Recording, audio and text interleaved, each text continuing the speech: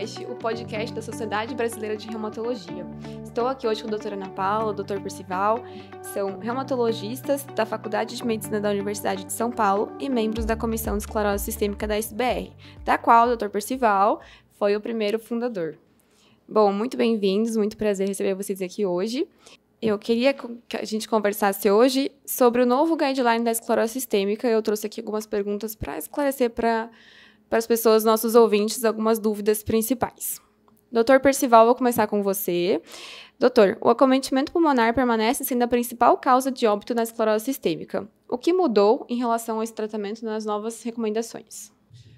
Existe no seu tratamento uma sequência.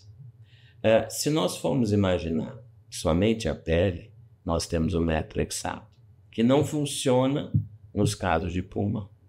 Nos casos de pulmão, a gente observa que o uso de imunossupressores é importante desde o início do diagnóstico. O imunossupressor mais utilizado é o micfenolato, que infelizmente ainda não está disponível no SUS para todos os serviços. Por isso que no Brasil é mais utilizada a ciclofosfamida, que internacionalmente é uma droga que é usada somente quando o micfenolato teria um efeito colateral, mas que no nosso país é mais utilizada pela sua disponibilidade. Geralmente 12 pulsos endovenosos durante um ano. Mas existem pacientes que não respondem ao tratamento com os imunossupressores. E aí nós podemos ter algumas situações específicas.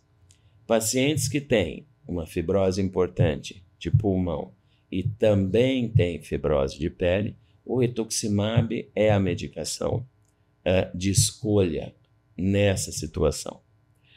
Já pacientes que têm predominantemente um quadro de fibrose pulmonar sem um acometimento fibrótico de pele importante, a gente pode ter tanto o tocilizumab, que é liberado nos Estados Unidos para quadros pulmonares intersticiais, quanto os antifibróticos.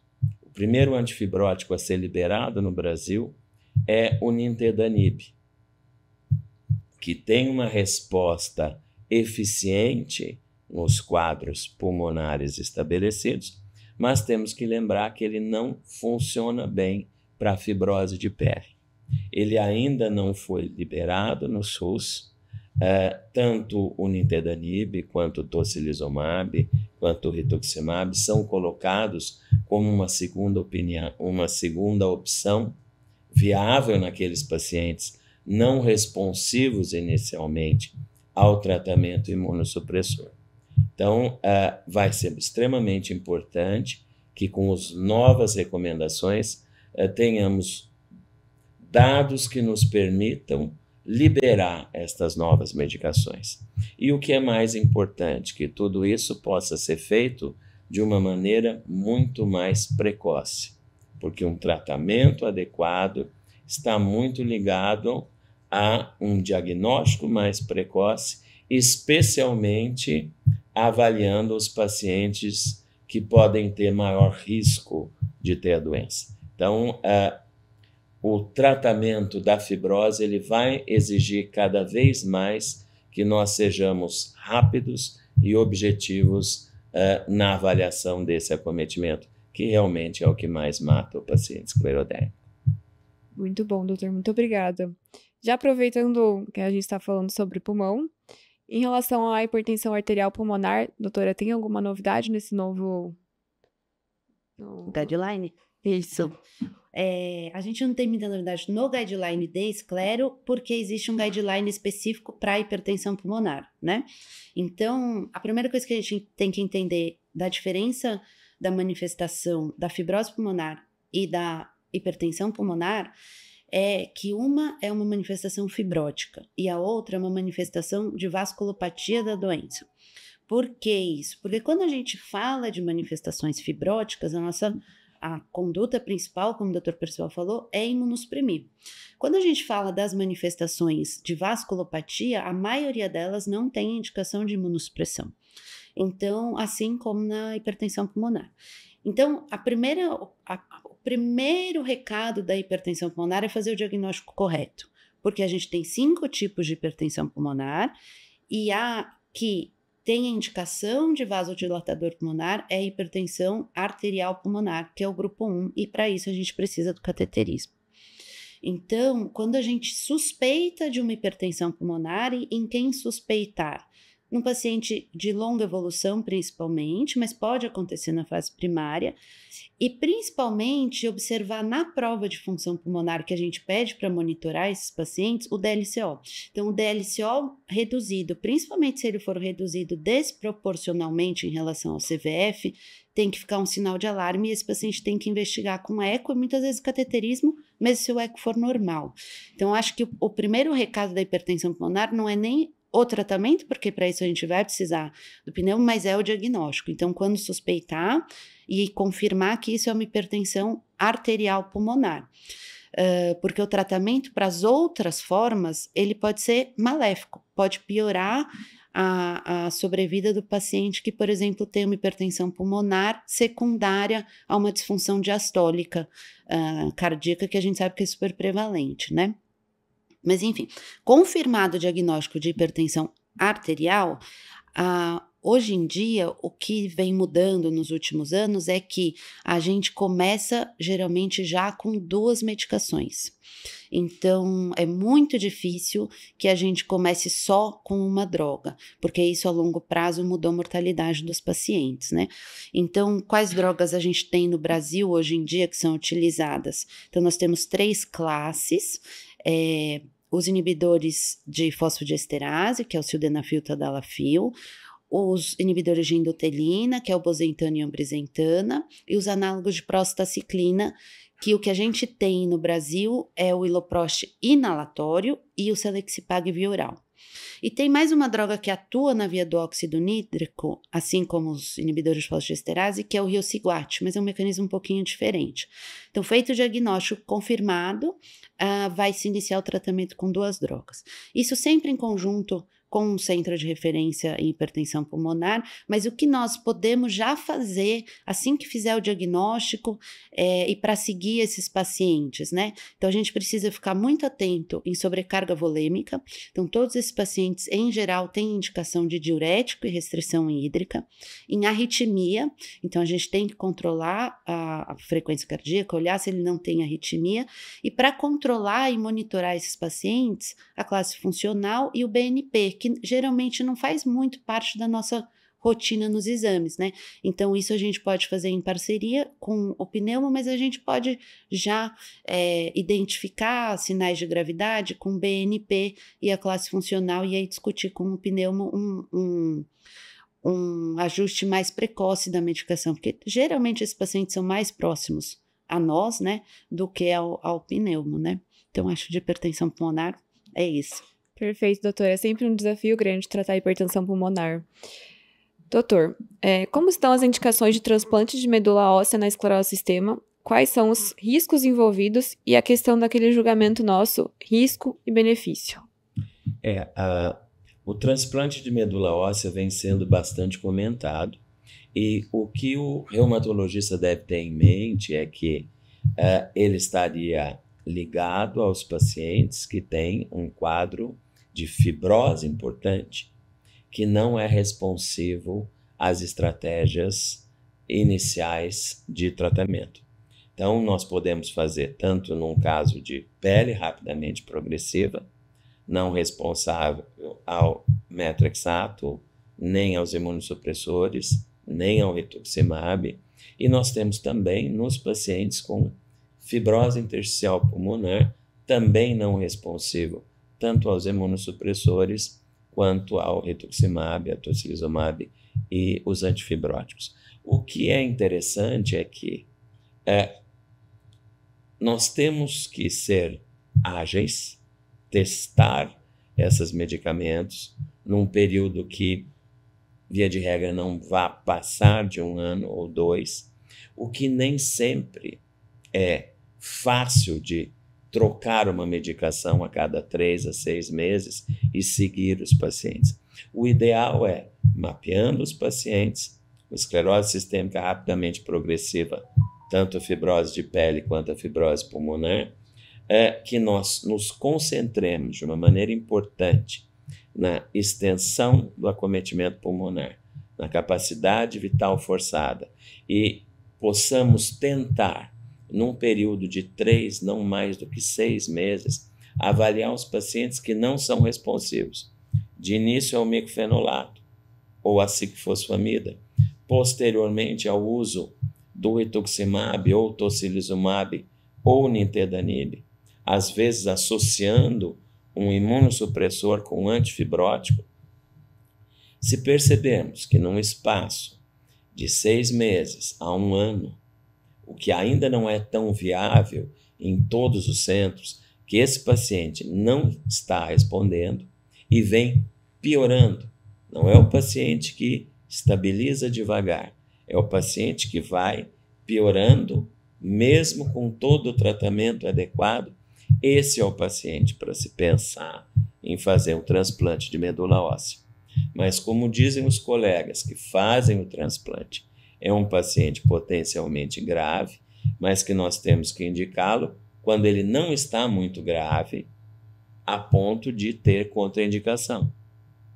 Ou seja, o quadro pulmonar já está extremamente avançado e muitas vezes também com acometimento cardíaco e com outros acometimentos viscerais que possam inviabilizar. Por isso que cada vez mais é importante estabelecer estratégias e, como a doutora Ana Paula disse na hipertensão pulmonar, que é seguida em centros específicos, esses pacientes mais graves se beneficiariam de seguir em centros de maior complexidade, onde as medicações pudessem ser passadas com maior tranquilidade e que se possa mapear os pacientes que são os candidatos. A gente sabe que uma demora muito grande para receber um imunossupressor ou um antifibrótico ou uma medicação biológica pode mudar a história natural da doença e fazer com que o paciente, potencialmente candidato a um procedimento como um transplante de medula óssea, perca essa condição pelo agravamento importante do seu quadro clínico. Então, junto com todas essas recomendações, nós também procuramos estabelecer estratégias de receber mais precocemente esses pacientes mais graves. Claro, os pacientes muito graves até podem se beneficiar de transplante de pulmão ou transplante de coração, alguns casos até transplante renal, mas essa é uma modalidade terapêutica que a gente tem que deixar para os casos extremamente graves e, claro, a partir do momento que as estratégias terapêuticas sejam eficientes, quem sabe praticamente não precisar mais deles, porque exigem estruturas extremamente sofisticadas, têm um custo muito grande, o risco-benefício de um paciente ficar internado durante 30, 40 dias também nos faz selecionar muito bem pacientes mais jovens, pacientes potencialmente graves, mas não tão graves. É realmente uma arte muito grande de selecionar esses pacientes. E também muito ligado ao custo ainda muito alto, que não permite que essa modalidade seja utilizada em vários centros no Brasil. Atualmente não temos nenhum centro fazendo isso de rotina para a esclerose sistêmica. Posso comentar? Acho que a ideia é pensar sempre no paciente com doença precoce. O paciente abriu a doença muito agressiva, você começou o tratamento, pelo menos ligar já a luz que ele é um possível candidato. Para aquele paciente que tem muita fibrose, mas já tem 10, 15 anos de doença, esse paciente provavelmente não vai ser candidato ao transplante, né? E como principal contraindicação, o coração, né? Se tiver acometimento cardíaco, daí já perde o risco do transplante é muito alto. São os pacientes que tiveram pior desfecho no estudo. E dentro dessa ideia também lembrar que os pacientes mais graves, o ideal é essa decisão terapêutica nos primeiros 2 a 5 anos. O paciente muito grave, normalmente se passa desse tempo, muitas vezes já não tem mais uma condição clínica que permita o seu encaminhamento para um procedimento desse. Muitas vezes não tem mais a condição clínica de fazer. E que isso não atrase o tratamento também, né? Porque às vezes falam, vou encaminhar para o centro de transplante. Daí mantém a terapia como está. E não precisa, você pode fazer a ciclofosfamida, mofetil, rituximab, até que ele consiga ver se vai fazer, se não vai fazer. Porque nesse meio tempo pode ser que ele responda à troca de terapia e até mesmo na evolução da doença. Às vezes ele faz um pico muito grave em 2, 3 anos e depois ele tende a diminuir a progressão, né? Então, tem que indicar precoce, mas não pode atrasar o tratamento. Então, é um paciente bem, bem específico. Mas os resultados são muito legais mesmo. E são os pacientes que os colegas têm que ser mais ágeis. Porque, às vezes, a rotina nos faz, por ter muitos pacientes, sermos um pouco mais lentos nos retornos. Existem pacientes em que uma lentidão não atrapalha tanto, mas existem pacientes em que a agilidade é fundamental nas decisões terapêuticas. Então, eu acho que essa dosagem, essa dosimetria da rapidez ou da tranquilidade tem que ser avaliada de paciente para paciente. Mas os pacientes rapidamente progressivos são os pacientes candidatos a evoluir para um segundo ou um terceiro nível de tratamento e até o transplante de medula óssea. Ou seja, o paciente específico no momento ideal, né? Tudo tem que caminhar para que isso funcione bem, né? Doutora, em relação às úlceras digitais, quais são as novidades no tratamento e se a atorvastatina tem algum papel nesse cenário novo? Bom, as úlceras digitais, então, de novo, né, mais uma manifestação vasculopatia. Então, eu repito a mesma frase. A gente pensa em imunossuprimir? Não, a gente não imunossuprime para as úlceras digitais. A gente entende que a úlcera digital, ela é uma vasculopatia e não uma vasculite, diferente do que eu encontro quando eu vejo um paciente com lúpus e uma ferida no dedo. Esse paciente, a gente entende que ele tem um componente inflamatório. Então, o que a gente faz para tratar a vasculopatia? Qual é a base que ele tem ali, né? Ele tem vasoconstrição e deleção. Então, quanto mais eu conseguir perfundir aquela região, melhor vai ser a cicatrização dele. Então, tudo que eu uso, tudo que eu posso ter como vasodilatador. Então, o que tem mais estudo é bloqueador de canal de cálcio. Mas a gente tem também, e principalmente com os de hidropiridínicos, né? Então, olodipina e nifedipina.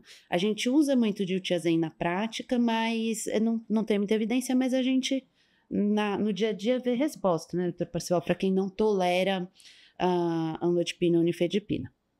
Então, bloqueador de canal de cálcio é obrigatório para todos os pacientes, tanto com úlcera ou sem úlcera, porque todos têm Renault, basicamente. A segunda parte para paciente que tem úlcera, para cicatrizar a úlcera, é o sildenafil. E que a gente tem acesso no SUS para esclerose sistêmica, sem hipertensão pulmonar. Geralmente a dose varia de 25 a 50 miligramas 2 vezes por dia. E a terceira opção é inibidor de endotelina, que é muito interessante, porque o estudo foi positivo para prevenção de úlcera e não para cicatrização. Eu, particularmente, acredito que é o desenho do estudo, porque se eu melhoro a perfusão e evito úlcera, por que a úlcera não cicatrizaria mais rápido, né? Então, esses 3 medicamentos, né? Bloqueador de canal de cálcio, o sildenafil para cicatrização e o bosentana para prevenção.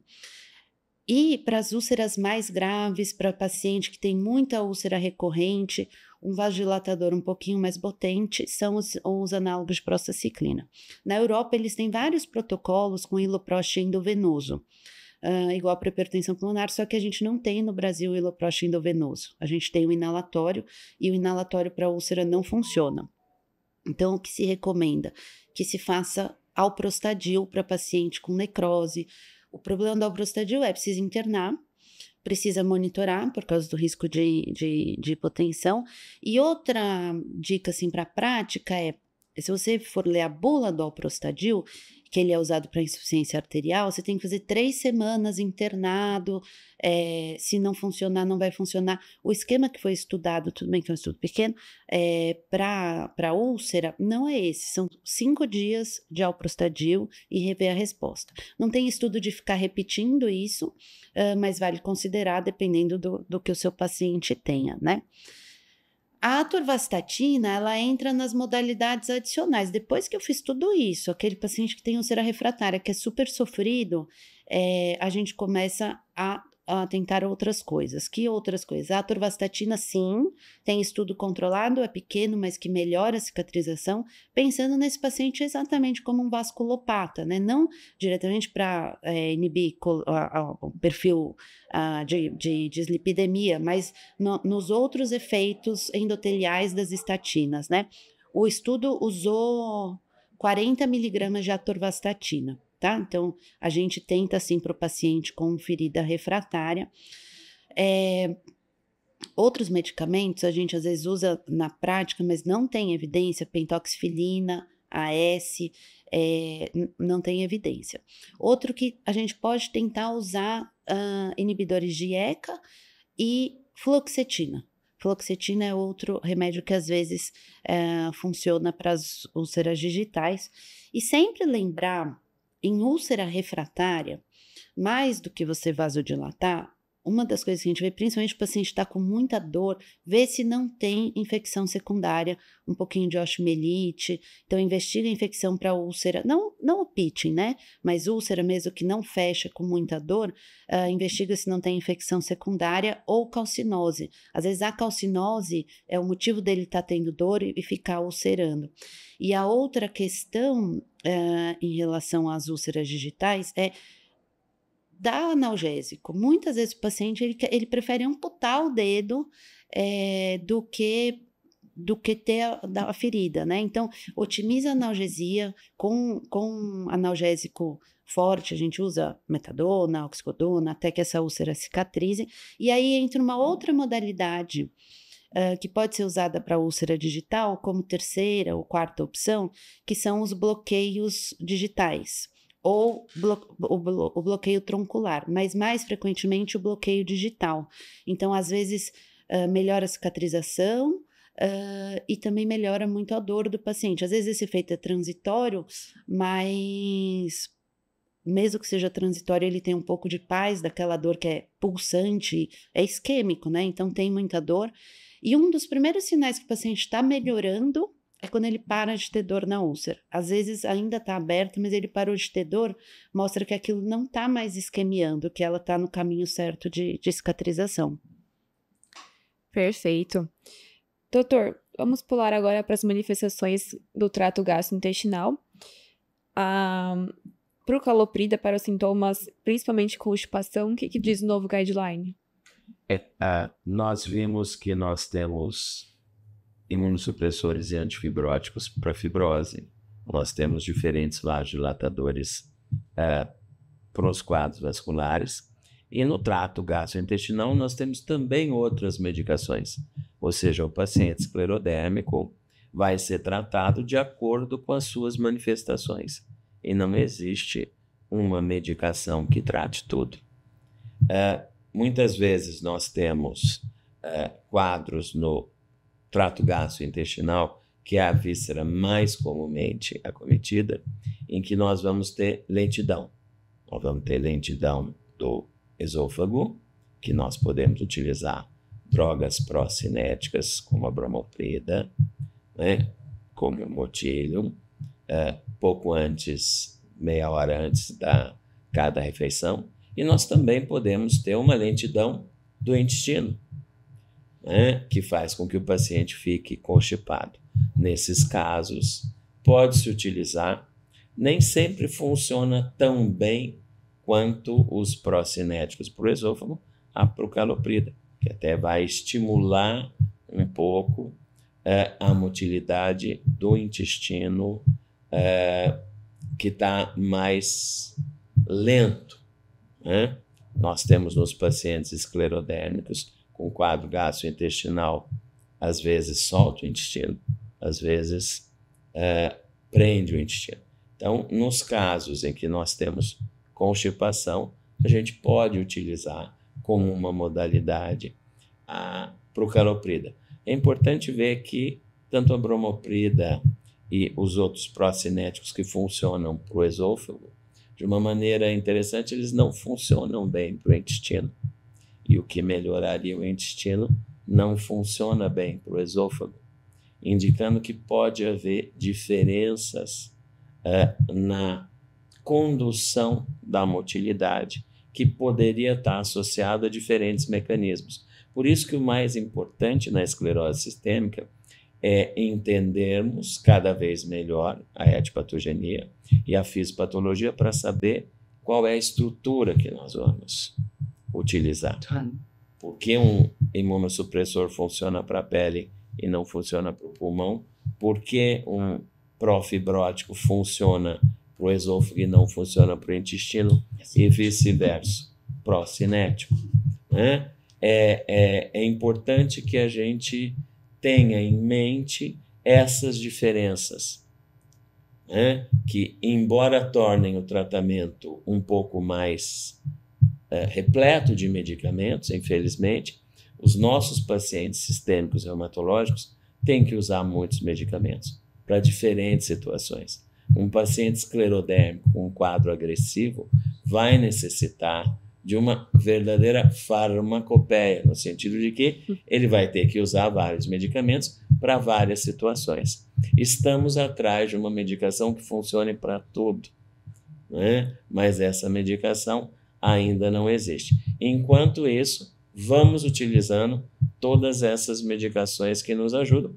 E a procaloprida, que é pouco utilizada no nosso meio, pode ser interessante para os pacientes que têm o quadro de constipação.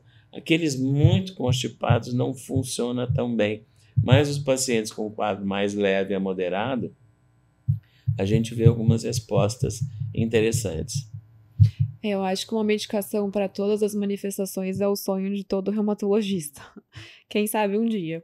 Doutora, probióticos ajudam no tratamento dos sintomas gastrointestinais? Qual a sua experiência na prática com esse tema? Não funciona. Tem o que acontece, né, no intestino desses pacientes. Esses pacientes, eles têm algumas evidências de ter uma alteração importante da flora, né, por várias razões. Então, uma, eles têm desmotilidade. Duas, a gente dá e tem que dar para o paciente que tem desmotilidade gastroesofágica inibidor de bomba de prótons.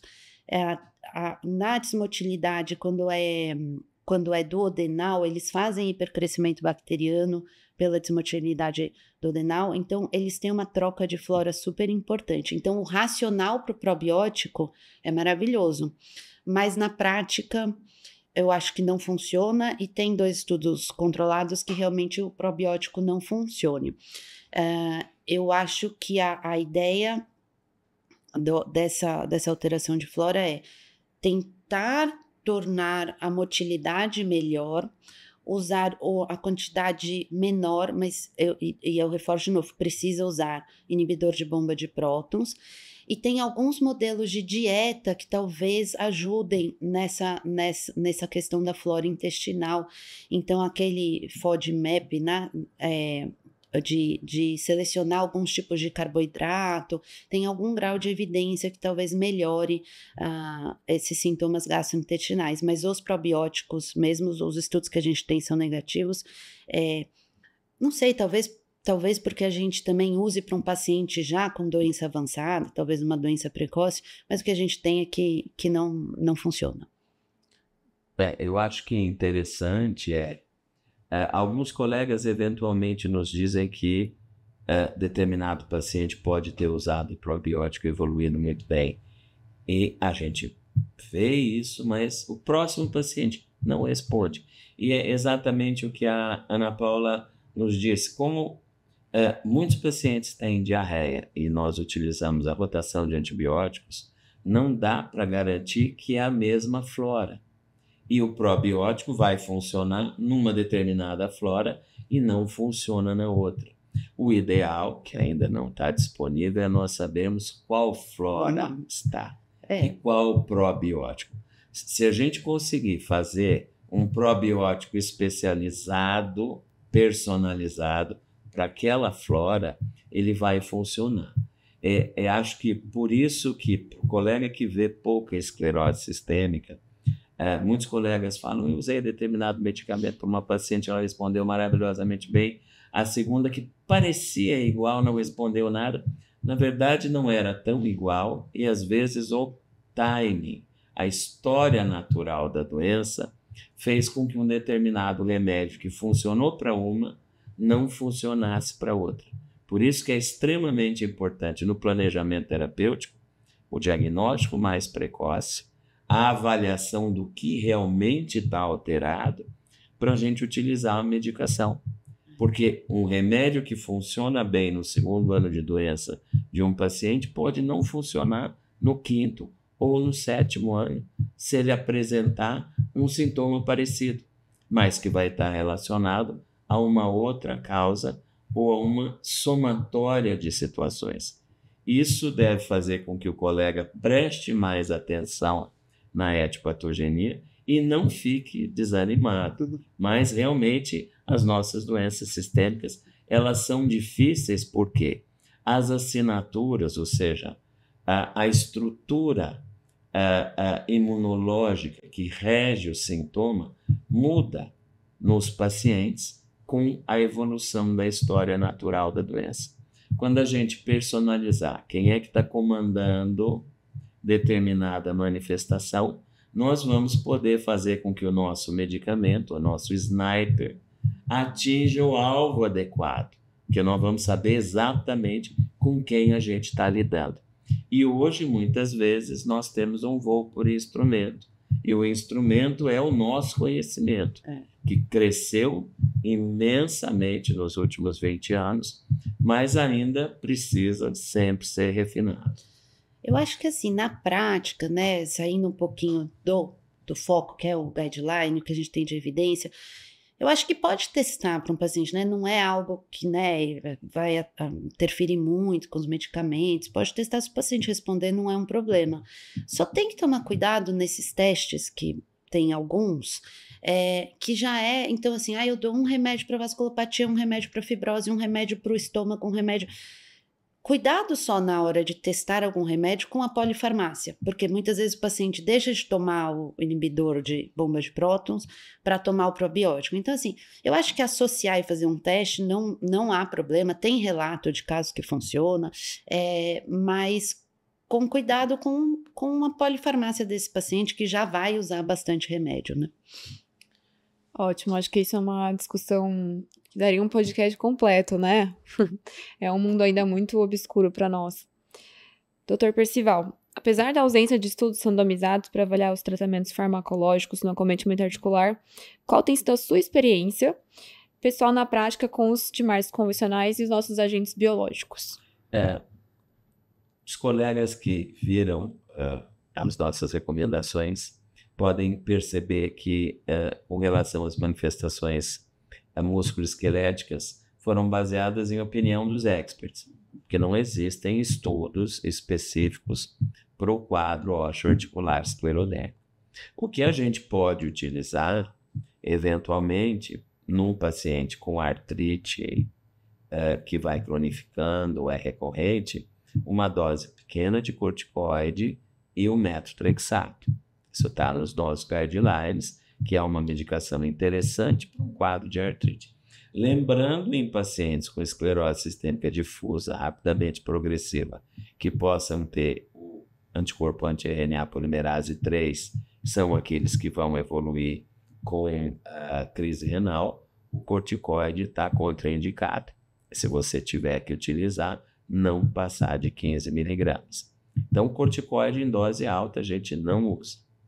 O que a gente tem visto de rotina na nossa prática é que aproximadamente uns 10% dos pacientes podem ter até um overlap com artrite reumatoide. Então, a gente, na Universidade de São Paulo, está tendo muita experiência com ultrassom, avaliando erosões, avaliando sinovite. Nesses pacientes, a gente pode e tem, além de uma dose pequena de corticoide, que não vai ser terapêutica, mais sintomática, utilizado até combinação das drogas de base convencionais, como metrexato e leflunomida. E, claro, nos pacientes que possam ter erosões e, eventualmente, até o anti-CCP, peptídeo citrullinado, que tem demonstrado que os pacientes com uma síndrome de superposição com artrite reumatoide com anti-CCP positivo têm erosões e evoluem com mais deformidade, a gente passa até para um uso de agente biológico. Nós temos uma boa experiência com alguns pacientes até em uso do tocilizumab. Tá? Não existe um ensaio terapêutico específico, mas eu acho importante a gente avaliar que, se a gente for racionalizar quadros leves, o metrexato funciona, às vezes com um pouco de corticoide, quadros moderados, eventualmente uma associação de DMARD, quadros mais intensos, com uma maior expressão no ultrassom e na ressonância magnética, pensar em utilizar um biológico. E aí, claro, quando a gente vai utilizar um biológico, os dois biológicos racionalmente mais esclerodermófilos são o tocilizumab e o rituximab. A gente não costuma usar de TNF, que normalmente não se dá bem com o pulmão esclerodérmico, né? E não tem experiência com os outros, mas é interessante, nesses casos, também pesquisar o overlap. Um bom ultrassom, e os reumatologistas estão cada vez mais fazendo um ultrassom reumatológico muito eficiente, nos ajuda a ver que esses pacientes que vão precisar do biológico, porque são potencialmente candidatos a ter mais erosões e mais deformidade. Porque um paciente que tem, além da garra, uma deformidade reumatoide com sinovite vai ficar praticamente com perda da função em a mão, que torna o indivíduo muito limitado para suas atividades de vida diária. Então, agora que a gente está focando cada vez mais, a esclerose sistêmica é um microscópio com muitos focos, e cada foco um flash e, eventualmente, um medicamento. E aí é somar o que a gente conversou até agora, né? Então, assim, metrexate para um quadro articular, mas a pessoa tem pele e pulmão, então ela vai precisar de outra coisa, porque para o pulmão o metrexate não vai cobrir. Talvez para esse paciente, ele tenha que ir para rituxi mais precocemente, porque eu preciso cobrir o pulmão, a articulação e a pele. Então, o metrexate não é muito eficiente, o mofetil talvez não seja muito para a parte articular, né? Enquanto um paciente tem pulmão e articulação, mas não tem pele, e também o pulmão não vai ficar coberto com metrexate, talvez seja um paciente para tocili. Então, juntar um pouquinho as informações sistemicamente, né? Usar o engenho e a arte reumatológica, a gente não precisa ter só remédios diferentes, a gente pode combinar algumas medicações que funcionam para 2 ou 3 coisas, para diminuir essa enorme farmacopeia. Perfeito. Doutora Ana, alguma novidade na prevenção do acometimento renal na doença? O acometimento renal na doença é muito, muito interessante. Bom, eu acho tudo muito interessante, esclero, mas entender de novo, assim, o que é o acometimento renal da doença, né? Então, a primeira coisa é isso. Se eu falar acometimento renal, é muito amplo. Eu estou falando de crise renal, eu estou falando de glomerulonefrite, ou eu estou falando de evolução do renal crônico. Então, o que a gente sabe do rim das pacientes com esclero elas têm uma resistência vascular aumentada, mas elas não costumam, diferente do diabético, de outros vasculopatas, essa progressão do rim com vasculopatia, com resistência vascular aumentada, não costuma progredir para insuficiência renal.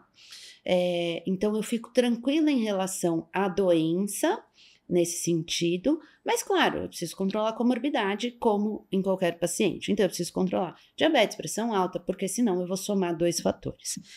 Em relação à glomerulonefrite, é raro esse acometimento inflamatório. Se você se deparar com ele, então quando que você vai se deparar, pensar nele? Eu tenho um sedimento urinário muito ativo, hematúria, proteinúria, cilindro. Para esse paciente, eu preciso pensar que ele tem outra coisa junto. Então, eu preciso descartar que ele tenha vasculite ANCA associada. Esse paciente precisa biopsiar.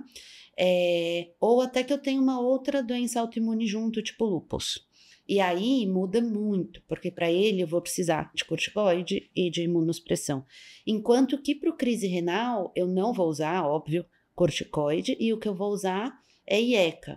E a grande diferença em pensar em uma ou em outra, é o sedimento urinário, e a outra é em que fase da doença eu tô, né? Então, se eu tô numa fase muito precoce, um sedimento que não é tão ativo, num paciente principalmente hipertenso, mas a gente sabe que 10% das crises renais são normotensas, eu preciso pensar em crise renal esclerodémica. Eu posso prevenir alguma dessas coisas? A evolução para insuficiência renal crônica ajustando comorbidade, glomerulonefrite não. E crise renal tem como eu prevenir? É engraçado porque eu acho que tem, mas que a gente não sabe. Por que eu acho que tem? Porque antigamente era 10 a 15% de crise renal esclerodérmica, hoje é menos de 5%, em torno de 2%. Então a gente está fazendo, e a gente faz mais diagnóstico, então a gente está fazendo alguma coisa boa. O que eu acho que é e que tem estudo? Que o bloqueador de canal de cálcio pode ser um protetor para crise renal. Por quê? Porque ele é um vasodilatador. Então, a crise renal começa com um grande Renault, entre aspas, renal. Então, talvez o bloqueador de canal de cálcio. Então, de novo, em todas as minhas perguntas eu falei dele, né? Então, o bloqueador de canal de cálcio talvez funcione para prevenir crise renal, assim como talvez seja protetor do acometimento cardíaco, do Renault, também de novo, entre aspas, cardíaco.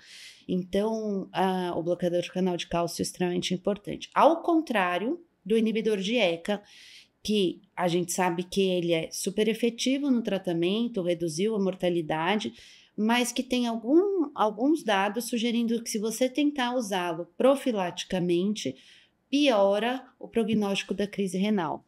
Então, às vezes, aí fala, é contraindicado no paciente com esclero? Então, talvez para um paciente com quadro cutâneo progressivo no início da doença, ele não seja o antihipertensivo de escolha por causa do risco de crise renal. Uma coisa interessante no quadro da crise renal esclerodérmica é o tempo onde ela aparece. Enquanto o quadro pulmonar intersticial grave aparece no primeiro e segundo ano, e por isso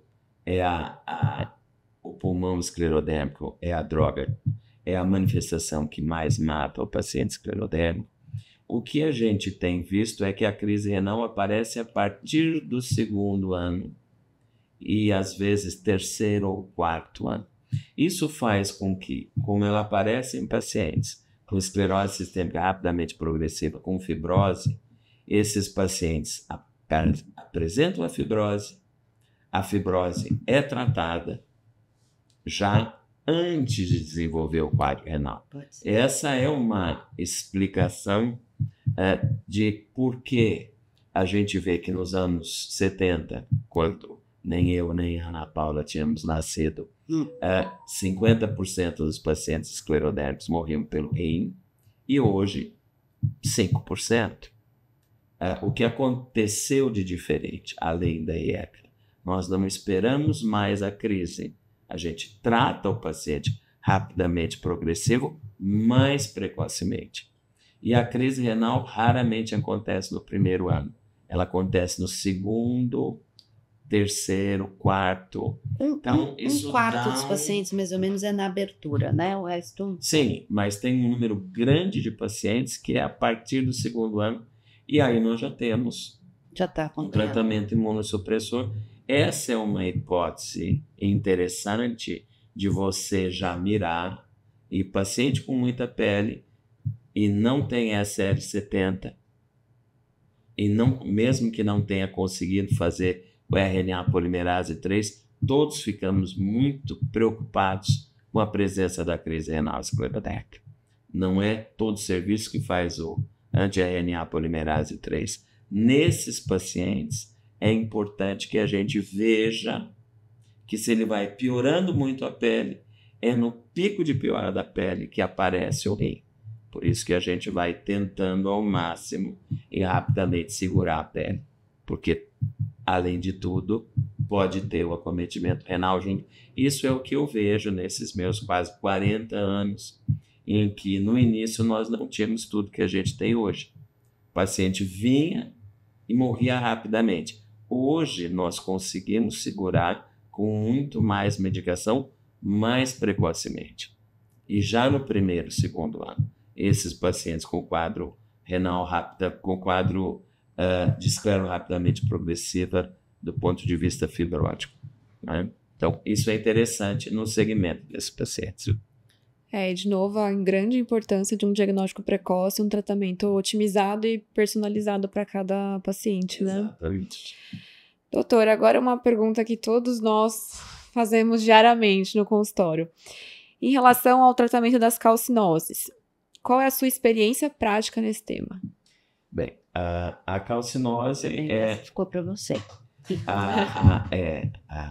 Por ser um pouco mais velho, eu fiquei com essa resposta clássica. Mas é interessante que hoje a calcinose é muito melhor tratada do que antigamente. É importante que a gente veja que na gênese da calcinose, a gente entenda que os cristais se depositam na superfície mais fria e nas superfícies que estão mais contraídas e também, eventualmente, com fenômeno metabólico. Por isso, nós temos 3 coisas importantes para ver. O tratamento vasodilatador efetivo pode diminuir a recorrência da calcinose, porque se deposita mais cristais, né, numa superfície mais fria. Isso acontece até com a gota, que é diferente da calcinose da esclera. Mas, então, nós vamos vasodilatar mais o paciente e nós temos várias feridas também em sítios de calcinose. E temos várias calcinoses em sítios de ferida. Então, a gente sendo mais proativo para o tratamento da ferida, nós podemos diminuir a ocorrência da calcinose. Outra coisa são as contraturas em flexão, principalmente nos dedos, onde também aparecem calcinoses naquelas feridas de contratura, tanto das mãos, eventualmente até de joelhos ou tornozelos, mas nos casos de esclerose sistêmica juvenil. E uma terceira situação é um distúrbio metabólico, que nós ainda não conseguimos definir totalmente. O cálcio invariavelmente está normal, às vezes há uma alteração no metabolismo do fósforo, mas PTH e outras avaliações metabólicas costumam estar normais. Mas esses pacientes muitas vezes também já têm osteopenia ou osteoporose. E o que a gente tem visto na prática é que muitos pacientes tratados com bisfosfonatos de maneira endovenosa podem diminuir o ritmo de deposição de cálcio. Não existem estudos randomizados avaliando essa situação, mesmo que a gente faz na USP. Muitos pacientes fazem o pamidronato trimestral ou quadrimestral durante 1 a 2 anos e diminui a recorrência da calcinose. O que é mais importante nos pacientes com muita calcinose, ela estabiliza e não ulcera. Porque nos casos de pacientes que têm os grandes pacientes, os grandes calcinóticos, você não consegue diminuir, às vezes só cirurgicamente, tirar grandes áreas de calcinose, desde que isso esteja atrapalhando funcionalmente o paciente, como no cotovelo ou no joelho, né? Mas, por isso é importante uma vasodilatação efetiva, tentar evitar grandes deformidades nos pacientes, porque essas alterações biomecânicas, essa diminuição da temperatura, e claro, também olhar a massa óssea nesses pacientes e nos casos de pacientes que vão desmineralizando rapidamente, também ser proativo nesse tratamento. Esse conjunto nos tem ajudado a diminuir a agressividade, mas realmente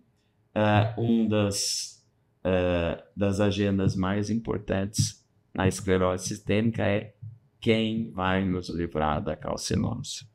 Vai ser quem conseguir descobrir esse tratamento, vai ser muito bem querido pelos médicos e pacientes com esclerose sistêmica. Mas está melhor do que era antes. Obrigada, doutor. Agora, a última pergunta, acho que é uma pergunta que também acontece diariamente no nosso consultório. São pacientes mais vaidosos que querem fazer algum procedimento estético, aplicar alguma botox, preenchimento. O que nós já sabemos a respeito desse tema atualmente na esclerose? Essa pergunta não está no guideline. Não, essa aqui tá por fora. Não está no guideline porque é difícil responder, né? Então, o que acontece? Primeiro, assim, se é uma pergunta de consultório, é porque precisa conversar com o paciente e entender primeiro o que ele realmente deseja e o quanto aquilo realmente o incomoda, né?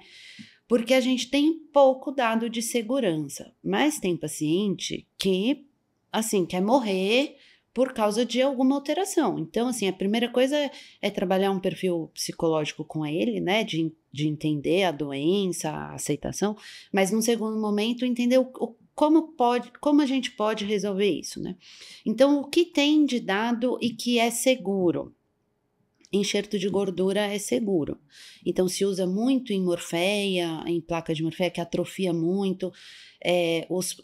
Às vezes, no golpe de sabre, os plásticos fazem enxerto de gordura.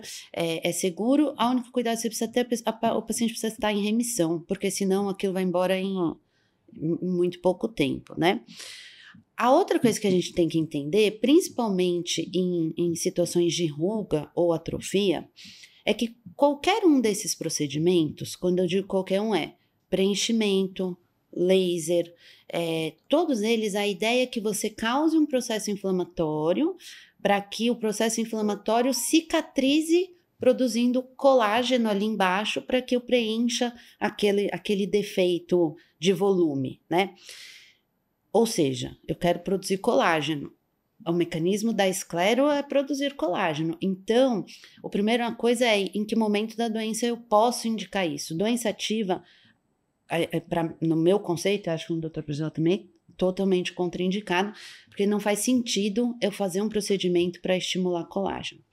Naquelas pacientes que já têm uma doença de mais longa evolução, que estão em remissão, se não puder ser enxerto de gordura, se ela quiser muito fazer o preenchedor, primeiro tentar não fazer preenchedores que não são reabsorvíveis ou removíveis. Então, a gente viu recente PMMA, essas coisas, nem pensar de jeito nenhum. Talvez o ácido hialurônico, ele seja... ele é mais natural, ele é bio... eu tô com biodisponível na cabeça, mas ele não é um corpo tão estranho para o nosso organismo. Dá para fazer? Dá para pensar em fazer, entendendo os riscos, e o que eu costumo falar para os pacientes e para o dermatologista é, faz um volume bem pequenininho em uma região e vê qual vai ser a reação desse paciente. Se ele tolera bem, você faz uma segunda sessão com outro volume bem pequenininho. Então, ir fazendo isso aos pouquinhos. Isso vale também para os métodos de energia, né? Então, você vai fazer um laser que estimula colágeno, ultrassom microfocado que estimula colágeno, faz numa área pequena com uma energia pequena. Deu certo, o paciente não teve reação, daí você pode ir tentando ampliar aos pouquinhos, entendendo os riscos e ir de pouquinho em pouquinho para um paciente que realmente aquilo é um problema na vida dele. Eu acho que não pode banalizar, tipo, pode fazer. Não, aquilo precisa ser um problema, ele precisa entender a doença, aceitar a doença, ter esse processo. Daí não utilizar os que não são removíveis ou os que são à base de cálcio, esses eu acho que não deve fazer. E os que for, tentar priorizar o enxerto de gordura e se não der, vai fazendo bem de pouquinho e vendo a reação do paciente. Então, eu acho que tem como o paciente ficar feliz, resolver um problema na vida dele, mas de uma maneira um pouquinho diferente. Em relação a Botox, a gente não tem muito essa preocupação, inclusive Botox é utilizado, né, no tratamento, às vezes, de Raynaud. E um outro cuidado que tem que ter nos procedimentos é se usa vasoconstritor. Porque, às vezes, os dermatologistas fazem vasoconstritor para não sangrar, para não ficar hematoma. E aí, vasoconstritor numa superfície, num lugar muito superficial, a chance de eu ter isquemia pelo Raynaud, né, pelo mecanismo da doença. Então, são esses cuidados que eu costumo conversar com os pacientes e com os dermatologistas. E, claro, alguém de confiança, não vai fazer na estética de qualquer lugar, porque aí pode complicar. Eu acho que é o famoso bom senso e, predominantemente, o retoque, não uma coisa imensa. E até acho que, para terminar, eu gostaria de falar da experiência com as próteses de silicone. Em primeiro lugar, não são uma contravenção, mas o que eu diria é que as mulheres que têm antecedente de autoimunidade e as mulheres que têm também muitos familiares com doenças autoimunes, avaliarem, no caso de terem intenção em fazer uma cirurgia estética de mamas, as técnicas que não usam prótese de silicone. Nós temos as técnicas naturais com gordura abdominal, temos transposição muscular também. Nos últimos 5 anos, houve um grande avanço nas técnicas ditas naturais de crescimento, de você fazer um crescimento de mama. Tá? Claro, proporcional às mulheres. Né? E isso está mudando muito, fazendo com que mulheres que eventualmente estejam descontentes com as suas mamas e que queiram fazer uma cirurgia corretiva tenham opções além da prótese. Claro, muitas mulheres colocam a prótese, se sentem felizes, não tem nenhum problema, mas há um número crescente de mulheres que, após alguns anos, estão tendo vários problemas e tem que fazer um explante, e aí com o explante uma cirurgia corretiva para que também não fique com uma ptose mamária que vai deixá-las muito deprimidas. Então, eu acho que, finalizando nessa última pergunta, o bom senso é extremamente importante. O bom senso, a personalização, a avaliação de cada situação. E, como disse a Ana Paula, se você tem atividade, não vamos pensar em mais nada. Vamos focar na atividade, no controle da doença, na qualidade de vida e, a partir daí, pensar nas outras situações. Né? Curtir o momento e curtir cada período da vida, né? Como se fosse extremamente agradável. Faz parte a gente envelhecer, faz parte a gente ter algumas rugas, não vamos querer ter tantas, mas um envelhecimento saudável normalmente está ligado a uma mente saudável, e nós sabemos o quanto a mente saudável é boa para as doenças autoimunes, como ela ajuda num tratamento adequado o paciente que se orienta bem, que segue bem e que entende as lutas que vai ter que fazer junto com os reumatologistas. Gente, muito obrigada por transmitirem tanto conhecimento e experiência para todos nós sobre esse assunto tão delicado e tão importante para nós reumatologistas. Foi um imenso prazer receber vocês aqui hoje no SBRcast. Agradece o convite, foi ótimo. Estamos dispostos a conversar quantas vezes for necessário. Muito obrigado a todos. Um abraço esclerodélico. Até a próxima.